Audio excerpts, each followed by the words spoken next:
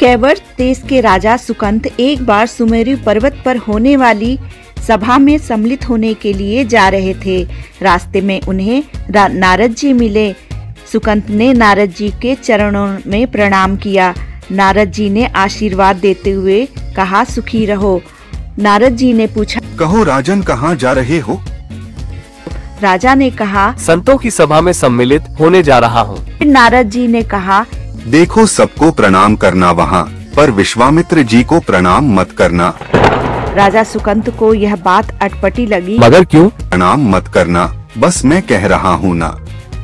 परंतु नारद जी की बात मानकर वह आगे चल दिए। सुकंत सभा में पहुँचे और सभी संतों को प्रणाम किया, परंतु विश्वामित्र जी को प्रणाम नहीं किया। विश्वामित्र के क्रोध की सीमा न रही। क्रोध में कांपते हुए जैसे तैसे वह वहां पर बने रहे और जब सभा समाप्त हुई, सुकंत अपने घर चले गए और विश्वामित्र जी सीधे अयोध्या पहुँचे। राम जी विश्राम कर रहे थे। दोपहर का समय था। लक्ष्मण जी पहरे पर थे। विश्वामित्र जी ने कहा, राम जी कहाँ है? मुझे अभी के अभी उनसे मिलना है। लक्ष्मण जी ने कहा, अभी वे सो रहे हैं। विश्वामित्र जी बोले, जब राजा सोता है तो ऐसा ही होता है। राम जी ने आवाज सुन ली और आकर बोले, गुरुजी क्या हुआ है? आप इतने गुस्से में क्यों हैं? जब राजा सोता रहता है तभी प्रजा ऐसी भूल करती है। राम जी, आज बहुत बड़ा अपमान हुआ है। किसने किया अपमान? बस आप यह समझ लीजिए कि एक संत का ही नहीं, सिर्फ मेरी बात नहीं है, पूरे संत समाज की बात है और यह बात बहुत विचारणीय है। राघव, उसने सभा में सबको प्रणाम किया, मुझे नहीं किया, मेरा घोर अपमान किया। राम जी ने पूछा, गुरुजी, आपके चरणों की सौगंध खाकर कहता हूँ कि अपमान करने वाले को मृत्यु दंड दूंगा। कल मैं अपने हाथों से उसका वध करूंगा। आप मुझे उसका नाम बताइए। विश्वामित्र ने कहा, राजा सुकंत ने, खलों को दंड मिलना चाहिए। ठीक निर्णय है तुम्हारा। इतना कहकर वह वहां से चले जाते हैं। जैसे ही यह बात राजा सुकंत को पता चली कि राम जी ही वध करने वाले हैं, वह घबरा गए और नारद जी को ढूंढने लगे। अब नारद जी उन्हें मिले नहीं। पहले तो अनायास ही मिल जाया करते थे, अब ढूंढने पर भी नारद जी नहीं मिल पा रहे थे। राजा सुकंत विलाप करने लगे। विलाप सुनकर नारद जी प्रकट हुए। राजन ने प्रणाम किया। नारद जी ने पूछा, कहो राजन, सब कुशल मंगल है? नारद जी, किस बात की कुशलता? अब हमारा वध हो जाएगा। छोड़ेंगे नहीं, मैं मरना नहीं चाहता। यह मृत्यु लोक है, यहाँ तो यह क्रम चलता ही रहता है। कौन मरना चाहता है? यह तो प्रकृति का नियम है। राम जी हमें मार डालेंगे। यह और अच्छा है, सद्गति होगी। अब मैं कुछ नहीं कर सकता। अरे महाराज, आपने ही कहा था कि विश्वामित्र जी को प्रणाम नहीं करना। मैंने प्रणाम नहीं किया और राम जी ने सौगंध खा ली है कि मेरा वध करेंगे। आप कुछ कीजिए। नारद जी, मुझे बचा लीजिए। अच्छा, आपने अच्छी सलाह दी थी, अब आप ही मुझे बचाए। एक ही उपाय है। सामने वाले पर्वत पर माता अंजनी की गुफा है। माता वहाँ तपस्या कर रही हैं। दरवाजे पर बैठकर रोना। अंजनी माता आ जाएगी और यदि वह तुम्हें बचाने का वचन देंगी तो तुम बच जाओगे। हाँ राजन, एक बात और, मेरा नाम बीच में नहीं आना चाहिए। ये मत कहना कि मैंने तुम्हें यह सलाह दिया है। नारद जी की बात मानते हुए सुकंत पहुँचे गुफा के द्वार पर और जोर जोर से रोने लगे। तब माता अंजनी गुफा से बाहर आईं। माता ने पूछा, क्या हुआ? क्यों विलाप कर रहे हो? राजा बोले, माते, मेरे प्राणों की रक्षा करो। कल विश्वामित्र जी मुझे मरवा डालेंगे। अंजनी माता ने कहा, मैं तुम्हें वचन देती हूँ, तुम मेरी शरण में आए हो, तुम्हारे प्राणों की रक्षा होगी। अंजनी माता ने कहा, गुफा में बैठो। और माता स्वयं गुफा के बाहर बैठ गईं। नियम के अनुसार हनुमान जी शाम को आए। उन्होंने माता को प्रणाम किया और पूछा, माँ, आप उदास हैं? माता ने कहा, एक आश्रित की रक्षा का वचन दिया है, क्या उसे पूरा करोगे? हनुमान जी ने कहा, माता, आपका आदेश हो और मैं उसे पूरा ना करूं, ऐसा कभी हो सकता है? आप मुझे आदेश करें। माता ने कहा, मुझे वचन दो। हनुमान जी बोले, मैं अपने इष्ट श्री राम के चरणों की सौगंध खाकर आपको वचन देता हूँ, मैं उसे बचाऊंगा। तब अंजनी माता ने राजा सुकंत से कहा, बाहर आओ। सुकंत गुफा से बाहर निकल कर आए। हनुमान जी ने पूछा, कौन आपको मारना चाहता है? सुकंत ने कहा, राम जी मार डालेंगे। माता अंजनी ने पूछा, तुम तो कह रहे थे कि विश्वामित्र जी मारेंगे। सुकंत ने कहा, नहीं, विश्वामित्र जी के कहने पर राम जी मारेंगे। हनुमान जी ने सोचा, हे प्रभु, यह कैसी मुसीबत में फंस गया। उन्होंने सुकंत को उसकी राजधानी में छोड़ा और स्वयं अयोध्या पहुँचे। अयोध्या में राम जी की सेना युद्ध की तैयारी कर रही थी। हनुमान जी ने राम से पूछा, प्रभु आप कहाँ जा रहे हैं? राम जी ने कहा, सुकंत का वध करने। हनुमान जी ने कहा, प्रभु छोड़ दीजिए। राम जी ने कहा, नहीं हनुमान, मैंने सुकंत का वध करने की प्रतिज्ञा की है। हनुमान जी बोले, प्रभु मैंने उसे बचाने का वचन दे दिया है। राम जी बोले, ऐसा नहीं हो सकता हनुमान, क्योंकि मैंने अपने गुरुदेव विश्वामित्र के चरणों की सौगंध खाई है। हनुमान जी बोले, प्रभु मैंने भी अपने इष्ट देव की सौगंध खाई है, मैं उसे बचाऊंगा। राम जी बोले कि ठीक है, तुम अपना वचन निभाओ, मैं तो उसे मारूंगा। हनुमान जी सुकंत के पास पहुँचे और कहा, चलो। सुकंत ने कहा, कहाँ?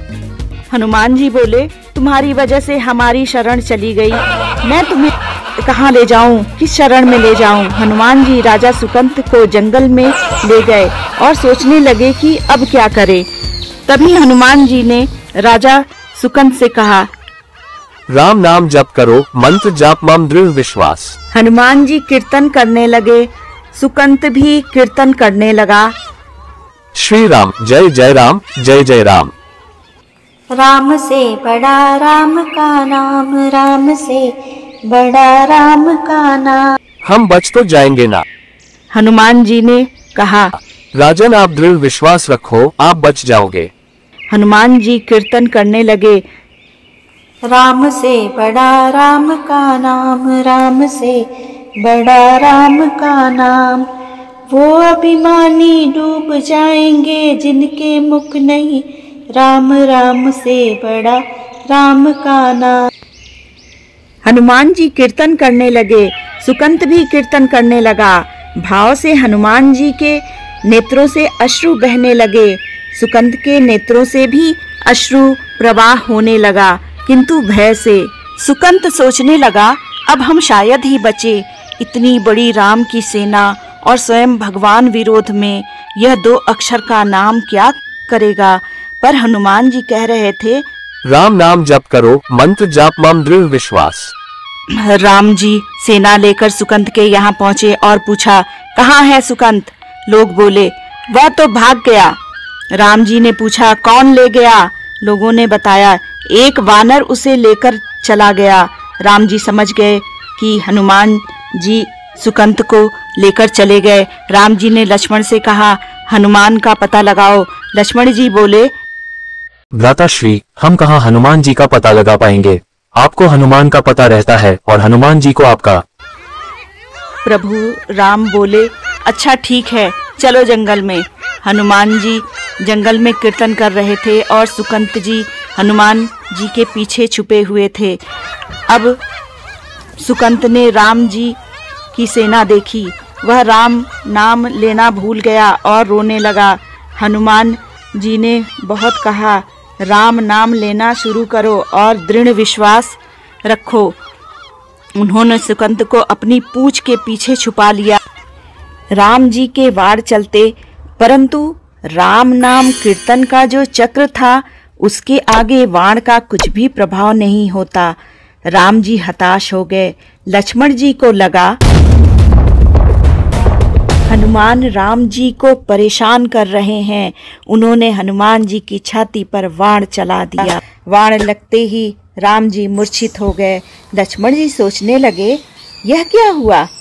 उन्हें लगा कि हनुमान जी ने कोई शस्त्र राम जी पर चला दिया है, परंतु जब लक्ष्मण जी ने हनुमान जी के पास जाकर देखा तो पाया कि हनुमान जी के हृदय में तो राम बसते हैं। अद्भुत लीला।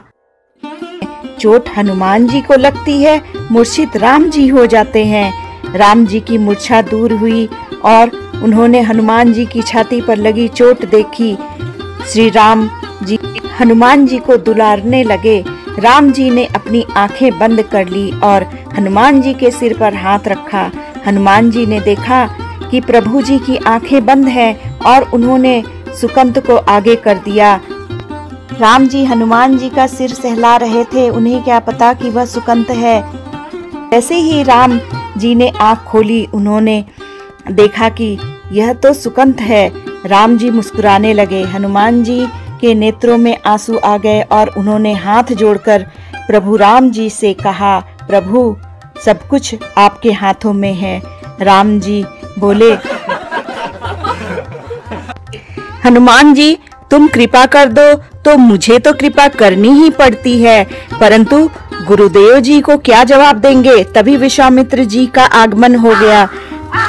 तुरंत हनुमान जी ने सुकंत से कहा, उस दिन प्रणाम नहीं किया था, अभी जाकर कर लो, प्राण बच जाएंगे। सुकंत प्राण बचाकर भागे और विश्वामित्र जी के चरणों में गिर गए। विश्वामित्र जी प्रसन्न हो गए और बोले, राम इसे क्षमा कर दो, साधु का काम सुधार है, संधार नहीं। इसे अपनी गलती का भान हो चुका है। सुकंत की जान में जान आई और उसके प्राण बच गए। उनसे पूछा गया, संत को प्रणाम न करने की दुर्बुद्धि तुम्हें किस कुसंग में मिली थी। सुकंत ने जवाब दिया, कुसंग में नहीं, सत्संग में ही मिली थी। तभी वहाँ पर नारद जी प्रकट हो गए और बोले, मैंने ही कहा था राम जी, यह लीला क्यों की नारद जी? मैं जहाँ जाता था मुझसे पूछा जाता था भगवान बड़े हैं या भगवान का नाम बड़ा। मैंने सोचा एक लीला ऐसी हो जाए जिससे सभी को उत्तर मिल जाए कि लोग अपने आप ही समझ ले कि भगवान से अधिक भगवान के नाम की महिमा है। राम से बड़ा राम का नाम, राम से बड़ा राम का नाम।